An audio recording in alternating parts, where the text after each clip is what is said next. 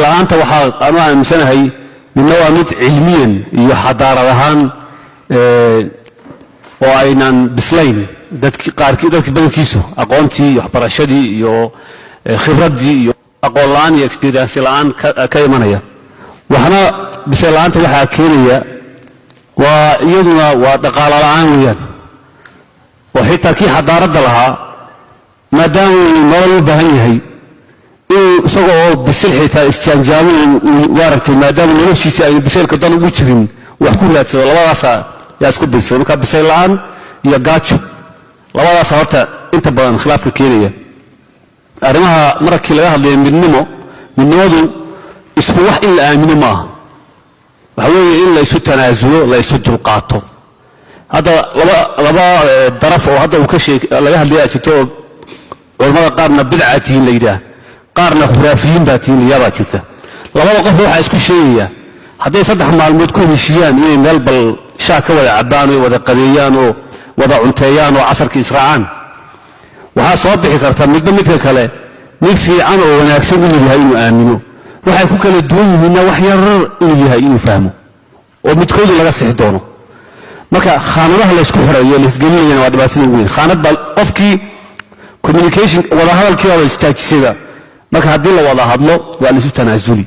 khaanadaha la isku xirayo la isga daayo dadku ha is wadaystaan taas waa ta guud ee dhexdeena ta kale la wada noolaanshahan ka hadlayno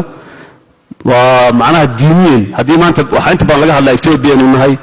waxaynu ku noolahay gaal iyo muslim haddaynan ahayn ka soo ka waran oo maanta waddan gaar ah oo Ethiopia aan ahayn la noqon lahaa laftigeeda dadka aan diinteena aaminsanayn ee shaqada dalka u yimaado iyo kuwa iska jooga iyo kuwa kala nooliyo ma in la laayiyo in la gubiyo in la eriyay noqon lahayd taladu oo ku tashan lahayn bisayl aan geliyo wadannada qofkii Soomaaliya islaysay isgubtay isbaabisay xagee u carartay xagee badbaadisay xagee ku noolyihiin hadda soo ku masaajidada Minnesota iyo London iyo jooga in lagu ammaan geliyo raba haddii dhibaatada loo geysto is urursanaya hadlaya iyaguna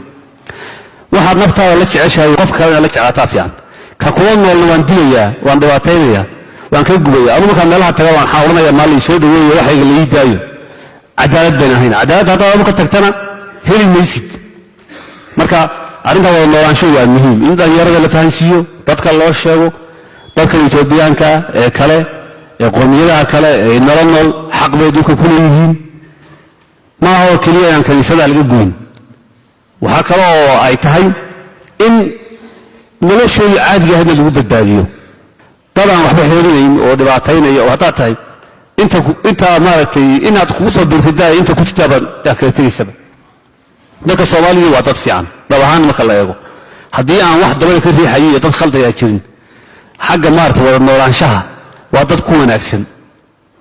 ninka jaarka la qof Soomaaliga ku mashquuli maayo muxuu yahay iyo muxuu ahayn iyo inuu ka sheekeeyo laga yaabo laakiin uu dhibaateeyo inuu ku sameeyo inta badan ma badna deegaankiina gaar ahaan dadka jooga kuwa badna garantii ma aha damaanad ma aha inaad isku luqad ku hadasho iyo inaad diin ku hadasho inaad nabad ku wada noolaataan damaanad ma taas waa dhinaca maaragtay arrimaha marka inta laga dadaalo majlis alaana uu maaragtay hogaaminta arrinta uu qaato masaajidadana fariimaha ka baxaya ay noqdaan fariimo wixii loogu talagalay diinta ahaa fariimaha siyaasadda masaajidada in la geeyo maaha qofka laakiin siyaasadda raba culimada isagoo faqaareen laga hadlo karo tigi kara dhinaca kale arrinta isku dhacaya qabaa'ilada kaalin baad ku leeyihiin masaajidada kaga hadla dhig islaamka daabinay fiicnayn xukuumaddu inay xalinayso wixii maaragtay dhibaatooyin jira in maaragtay hub loo ordo maanta ayna fiicnayn in loo hoggaansamo hay'adaha nabadgelyada loo hoggaansamo saay culimada kaanta qaadato weeyaan anagu laakiin meel badan culimada inay horboodaysaa baan aragnaa kuwan la shirayno leena qabaa'ilada dadka ugu hadalka adag ee la wallahi nan lagu kala baxay boqolba dhimanaysa waa dad astaan culimo leh intaan aragno sheekha baa weyn kaaran dheeraad dhixdiisa ninka ugu mutaad ugu fog sheekhu inuu inta badan arrimahan aan ka fogaano wada noolaashahan aan xoojino wixii khilaafaadana tanaasulaha lagu xalliyo islaamshii la sheegayna haddii la leeyahay kaniisadii yaa la gubin